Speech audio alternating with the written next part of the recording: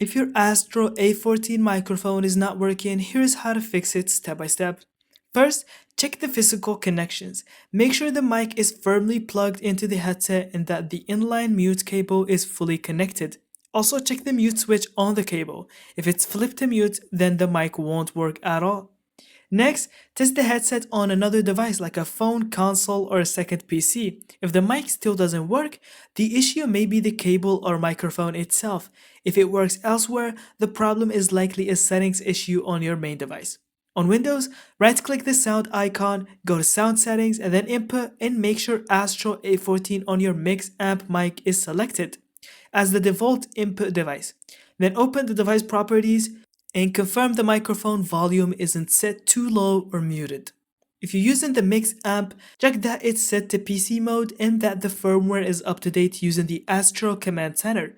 Outdated firmware can cause mic detection issues. On PlayStation or Xbox, go to Audio Settings and confirm the input device is set to the Astro headset or mix amp, not the controller mic. And that's it. Thank you so much for watching. I hope you found this video helpful. And don't forget to leave us your thoughts in the comments.